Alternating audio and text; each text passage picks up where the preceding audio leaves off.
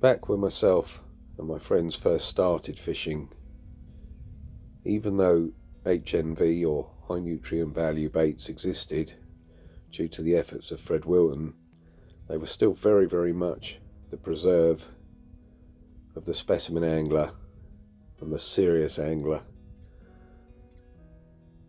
And for youngsters such as ourselves, we still relied almost entirely on anything that we could pilfer from our mother's kitchen cupboards,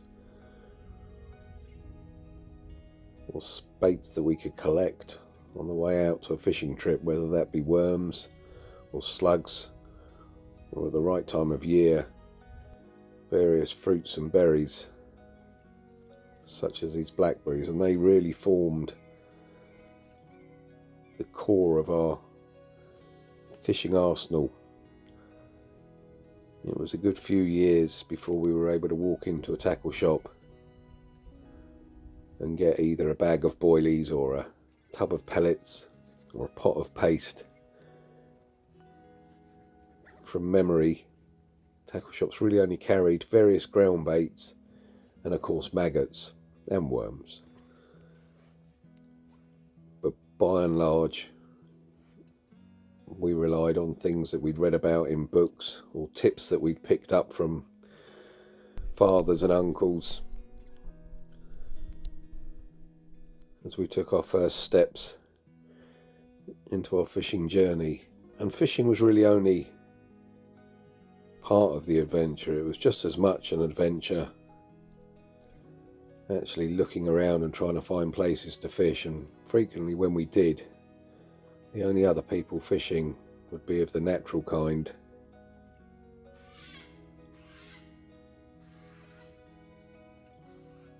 Because there wasn't the number of day ticket waters that there are now, or managed waters, and even the clubs that we had access to came much later in our angling career, but even they revolved mostly around small forgotten farm ponds. And just as we didn't really know about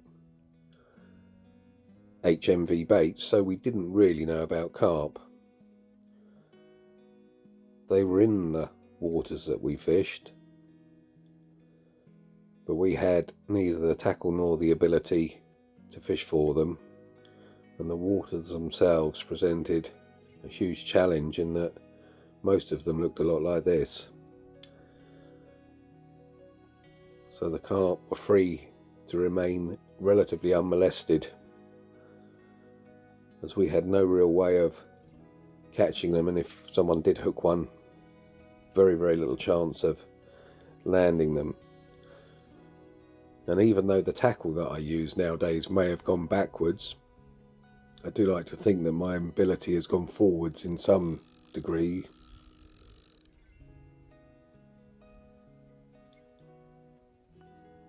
And I've learned how to find the fish and position myself as unobtrusively as possible, blend in with nature, target the fish, and then hopefully land the fish. And for all the modern tactics that are available, very often it's the simplest of ways that will see you get a result. For this type of fishing, I make my own little floats. They're not really floats, they're more bite indicators. Because of the snaggy nature, and there's a good chance you're going to lose them, they are just small sections of bamboo skewer with a painted tip. They don't really have enough buoyancy to support any weight, but they do float, and they can show when you've got a bite. So it's simply one of those held on with a float rubber. As much or as little shot is required to get to the distance you want to cast. A hook on the end of the line, and in this case a blackberry on the hook. Now I will say that slightly underripe blackberries stay on the hook a lot better than the very ripe ones. When they're very ripe, they're very soft. And as you begin to understand these waters, you understand that by watching the lilies, you can track the path of the fish, and hopefully cast in such a way as the fish will intercept your bait as it comes to a clearing.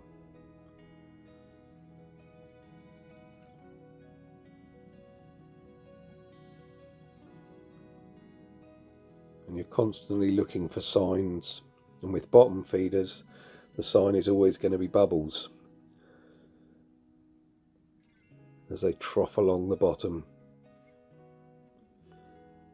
And when the bubbles meet the float, you know you're not too far away, but you do have to wait until you see that float move, and then and only then is the time to strike.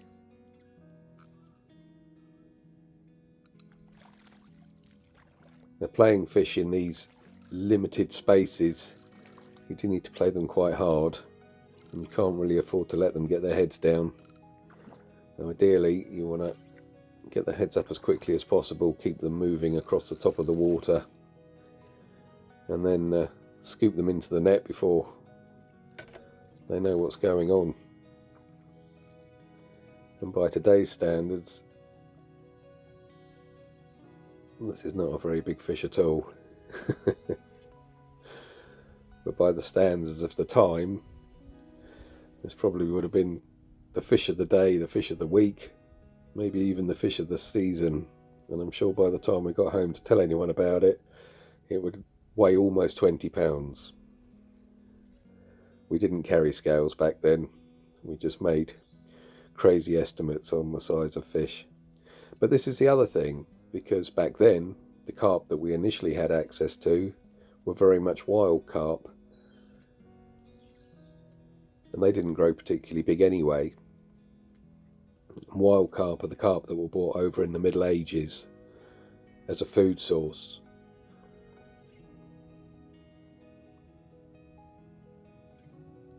And they didn't, which always seems slightly strange that they're called wild carp, but in many ways they were the first farmed carp.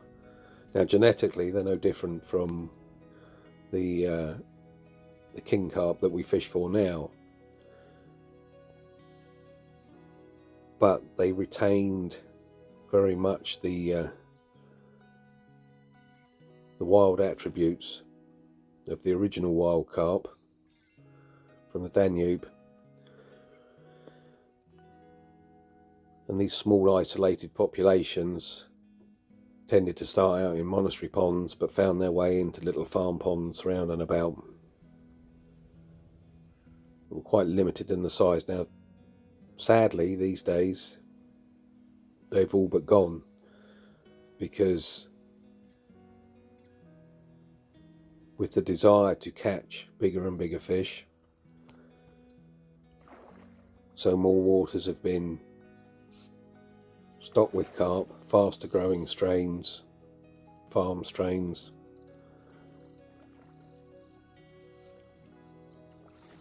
They've crossbred with any of the pockets of wildies that were left in these little ponds, and as such you've ended up with it's not a hybrid, but because genetically they are all the same, but a hybridized version of what was the wild carp, probably better described as a feral carp, I suppose. And of course, me and my friends played our own part in this, because as we got more adept at catching fish, so we wanted to catch bigger fish, and therefore we were more likely to visit places that held bigger fish. And in order to keep pace, a lot of the small clubs ended up stocking newer varieties of carp, which diluted the wild strain further. And it's only now that you look back and think, isn't that a shame? wouldn't it? I'm sure there are still a few waters out there, but this is a good example. This clearly isn't a wild fish. It's more of a more modern, younger strain of fish.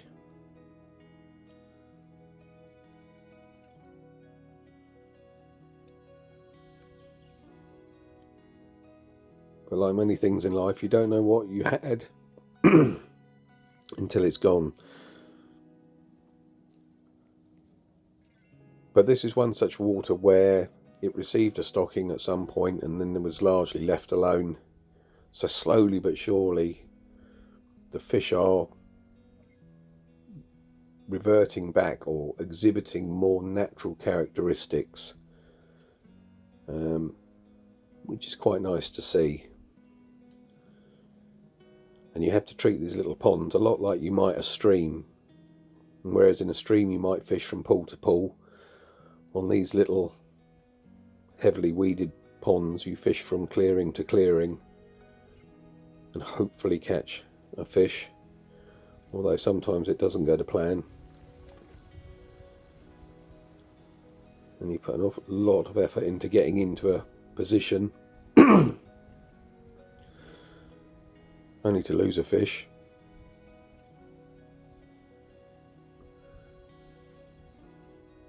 But that's part of it. That's part of the way. But from my memory, the wild carp that we caught had a few distinguishing factors. The first is they tended to be very long, slender fish, or body shape not dissimilar to a barbel. So they weren't thin fish, but they were very torpedoed, very muscular, torpedo shaped fish, but without the deep belly or high back of the more modern strains. They also had very big fins. And something that always used to stand out to me is that the front ray on the dorsal and on the anal fin were very, very heavily serrated.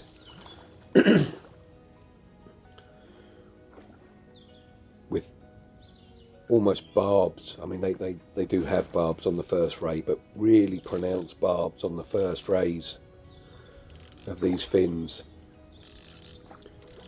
And the other thing is that the scales were very tightly packed. They always almost looked like a diamond pattern rather than the big overlapping pennies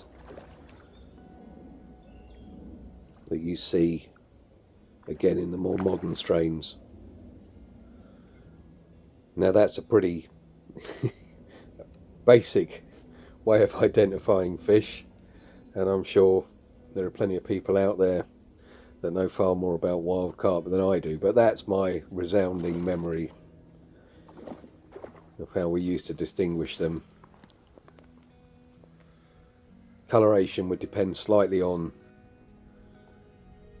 the waters that we're fishing, so this doesn't have really any of the attributes of a wildy. You can see it's a little pot-bellied thing with small fins, but it's a lovely looking fish, and it's taken on that lovely deep colour that you get in these quite clear, neglected pools.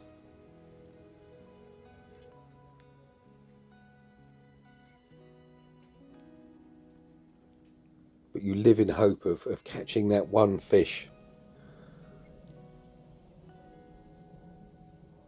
that takes you right back. Now, to catch them, it helps if you don't spook them the moment you walk into a swim. But having fought my way through the brambles, I decided to give it a few minutes on the off chance that one might come back into this corner.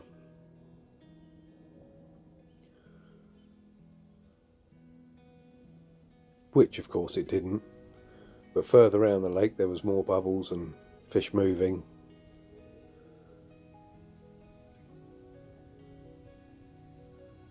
So I thought I might as well struggle my way back round and move again. As the light was falling, so the fish were moving more out into open water.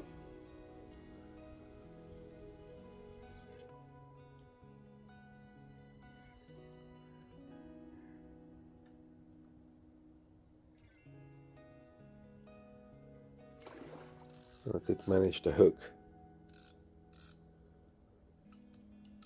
one more. Again, it could be a little bit